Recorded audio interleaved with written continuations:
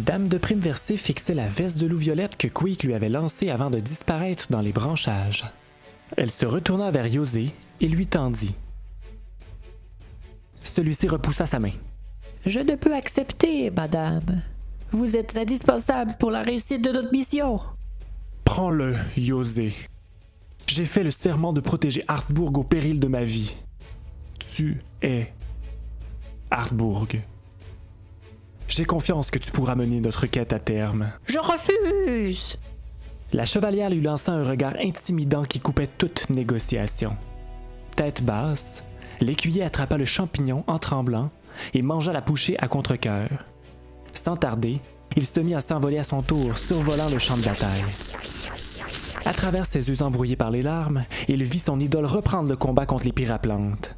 Dame de Prime Versée repoussait de son bouclier les monstres qui s'approchaient d'elle et rétorquait avec des coups d'hallebarde en arc de cercle. Or, d'où il était, Yosé pouvait constater la colonie de créatures qui affluaient de tous bords, tous côtés. Peu de temps plus tard, l'adolescent perdait de vue la scène de combat en traversant les branches des arbres. Tout ce qu'il entendait, c'était des cris familiers qui ne laissaient présager l'issue de l'affrontement.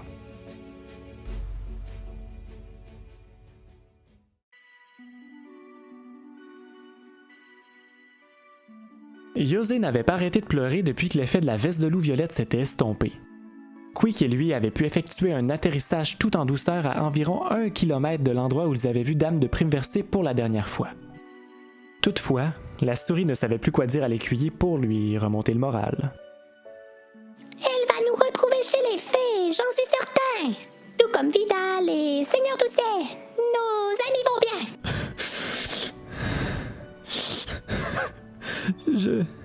Je ne sais pas ce que je vais faire sans elle. Pleurnichait Yosé. Nous ne sommes pas encore rendus à envisager cette possibilité.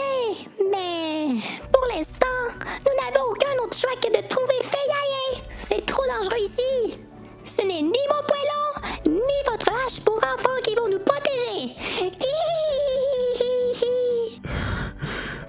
Feiaé? Questionna Yosé sans même être offusqué par le commentaire de Quick sur son arme. Le royaume des fées, bien entendu. En plus, ils connaissent le boisé d'automne par cœur. Ils pourront retrouver nos amis. Une lueur d'espoir apparut dans les yeux humides du fils d'éleveur de bêtes. Il se releva et secoua ses pantalons pleins de terre. À Feiaé, nous irons.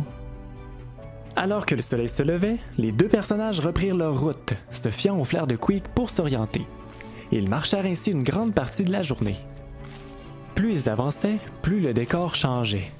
En effet, les conifères aux couleurs d'automne laissaient place à des fleurs et des champignons multicolores d'une grandeur surréaliste. Le gazon s'allongeait et les insectes, notamment des papillons et des libellules, semblaient y mener une vie luxueuse.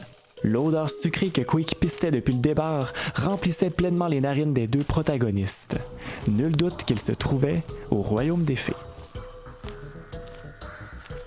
Alors que le jeune homme et le rat cuisinier progressaient parmi les fongus géants, le sol se mit soudainement à trembler sous leurs pieds. Sans qu'ils n'aient le temps de réagir, des plantes acérées sortirent de la terre et s'enroulèrent autour d'eux pour les immobiliser. Yosé tenta de se libérer, mais se blessa sur les épines. Une voix retentit à travers le boisé. « Que me vaut l'honneur de votre présence sur mon territoire? » Derrière le tronc d'une fleur géante, un personnage aux traits androgynes fit son apparition. Ses longs cheveux roses étaient retenus vers l'arrière grâce à une couronne de ronces. Nu de vêtements, il était habillé grâce à des lianes qui se moulaient à son corps. Il avançait lentement vers les deux prisonniers.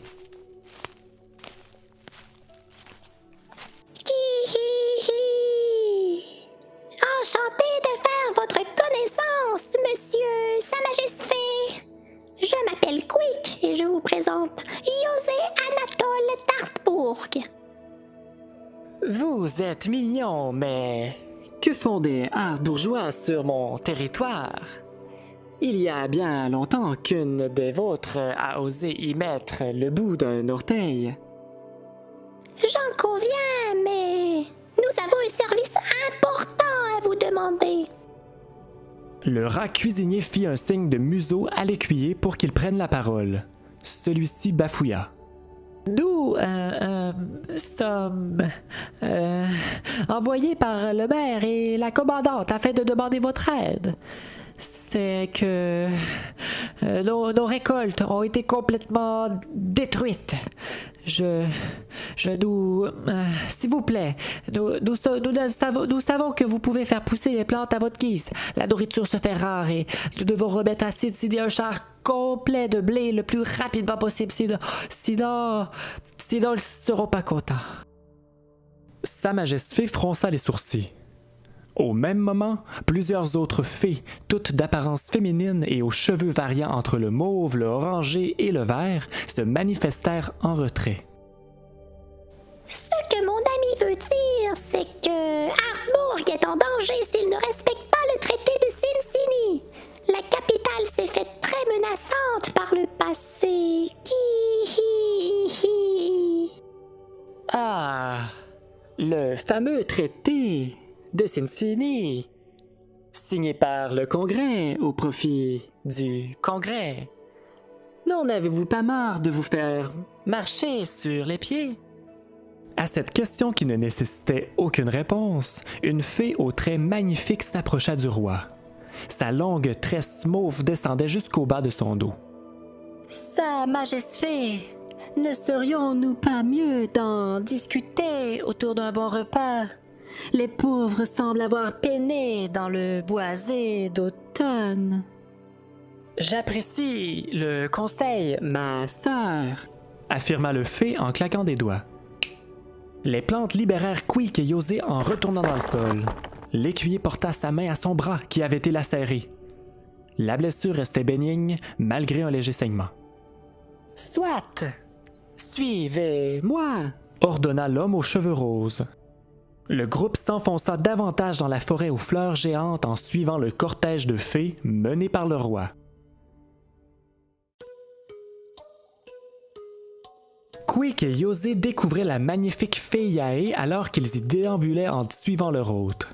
Ceux-ci avaient établi leur demeure à l'intérieur des capuchons des énormes champignons, construisant des réseaux de ponts entre les différents fungus.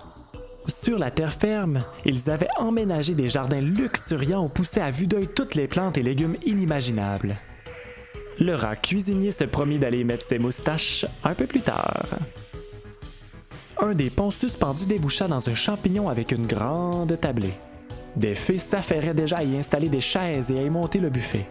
Sa Majesté fit signe à ses invités de s'y installer avant de s'y asseoir à son tour, accompagné de la femme à la tresse violacée. Sa Majesté, ne trouvez-vous pas étrange que deux personnages d'apparence aussi inoffensive aient traversé le territoire de Carnessia? Demanda-t-elle. Maintenant que vous soulevez ce point, effectivement, expliquez-vous. Nous étions accompagnés de la plus grande guerrière de tous les temps, ma mentor, dame de prime versée. Elle s'est sacrifiée pour que nous nous échappions des piraplans. Ah, Carnessia et ses piraplantes.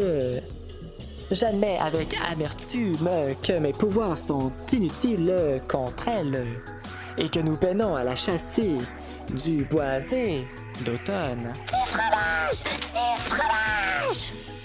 À la vue d'un plateau rempli de son aliment préféré, Quick s'était levé debout sur sa chaise en tendant ses bras ouverts vers la fée qui le servait. Sa Majesté interrompit le moment en se levant à son tour, l'air grave. Quelqu'un d'autre pénètre à fille à et Shantoya, dit-il à la fée à ses côtés. Encore s'exclama-t-elle. Ordonnez un autre rassemblement, Sa Majesté, et allons l'accueillir. Certainement. Excité, Yosé se retourna vers Quick qui avait profité de la distraction pour engloutir des poignées de fromage. Tu crois que c'est dame de préversée? C'est fort probable! Allez aussi! Avant de quitter la pièce et de suivre les fées, Queek plaça dans les poches de son tablier quelques morceaux de fromage. Les deux protagonistes se déplacèrent de pont en pont pour finalement rejoindre l'attroupement d'une trentaine de fées à l'entrée de la ville qui fixait les bois. Ils se frayaient difficilement un chemin dans la foule jusqu'à ce qu'ils puissent finalement apercevoir l'intrus qui venait d'arriver à Feiyae. Monsieur Vidal! S'emballa Queek.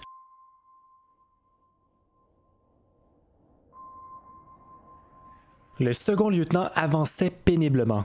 À ses côtés, Seigneur Doucet transportait sur son dos un corps inerte.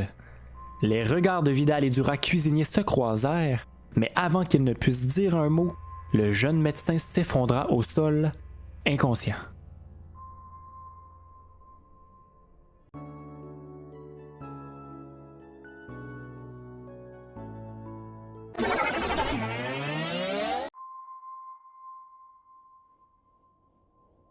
La mort t'attend.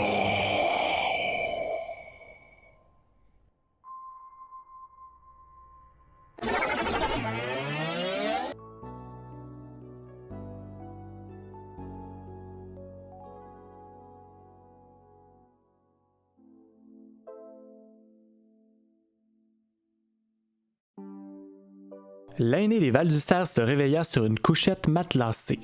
Il remarqua spontanément que ses blessures avaient été pansées. Alors qu'il allait se relever, Shantoya s'approcha de lui et mit une main sur son épaule pour arrêter son mouvement. Hey!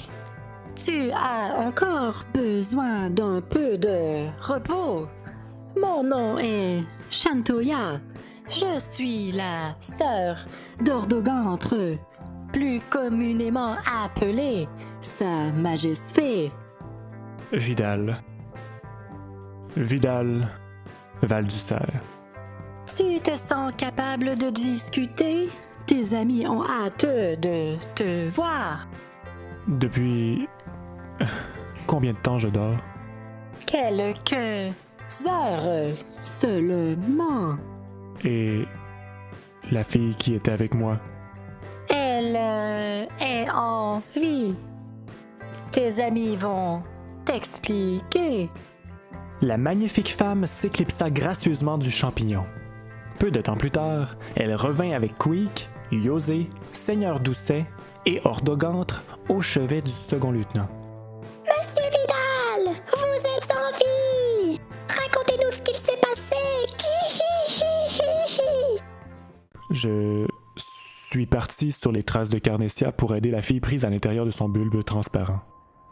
J'ai pas beaucoup de souvenirs, mais je me suis battu et la reine des plantes n'est plus. Mes subalternes m'ont confirmé cette information, bien qu'elle ne paraisse invraisemblable. Carnessia est très puissante, vous savez. Vidal changea de sujet rapidement. Et comment va la fille? Elle est toujours inconsciente. Elle a dû se faire injecter du venin. Dommage. Elle était d'une beauté sublime. Pouvons-nous la soigner? Cela dépasse amplement nos connaissances. Glissa Shantoya. Elle ne va quand même pas mourir?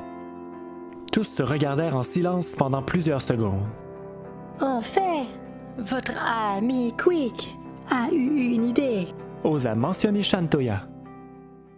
Oui. Je connais une sorcière assez douée avec les potions et les remèdes.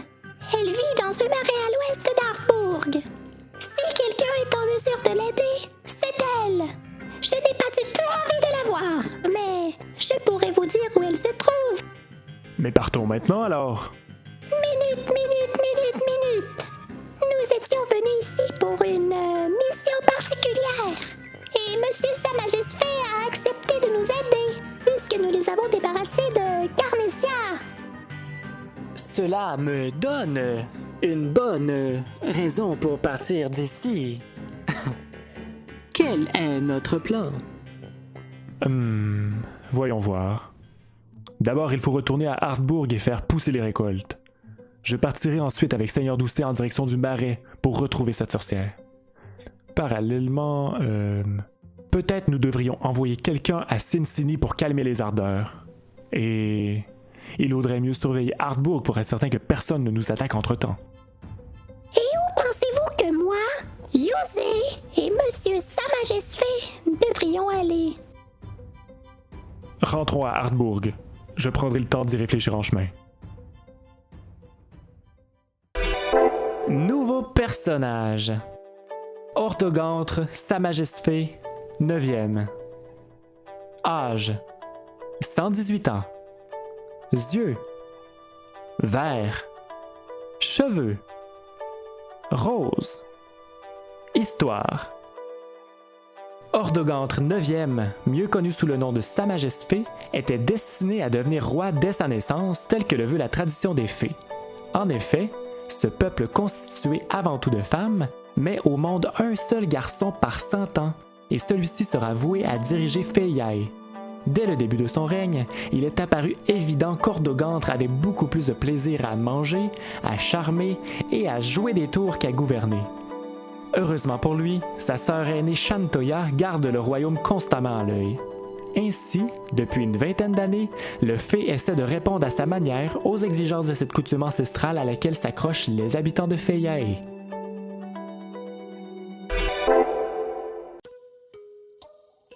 C'était le 6e épisode de la saison 1 de Terre Zéro. Je vous invite à aller voter pour déterminer quelle tâche sera donnée à chacun des membres de l'équipe. Les 3 liens se trouvent en bas dans la description et les votes se terminent samedi matin. En effet, vous aurez à voter dans un sondage différent pour chacun des personnages, ce qui donne un total de 3 sondages. À quelle destination seront attitrés Queek, Yosé et Orthogantre? Ils pourraient peut-être accompagner Vidal au Marais de la Sorcière, ou encore protéger Hartbourg, ou finalement se rendre à Cincinnati dans une mission diplomatique pour apaiser les ardeurs. Chaque mission n'est pas obligée d'avoir un personnage attitré. La décision vous appartient, et expliquez-moi votre raisonnement dans les commentaires. Le prochain épisode sera diffusé le mardi 31 juillet à 19h, fait que soyez au rendez-vous parce que vous serez encore appelé à faire des choix qui influenceront l'histoire. Pour être sûr de rien manquer, likez la page 20 sur Facebook et abonnez-vous à Instagram et à la chaîne YouTube du même nom. Merci!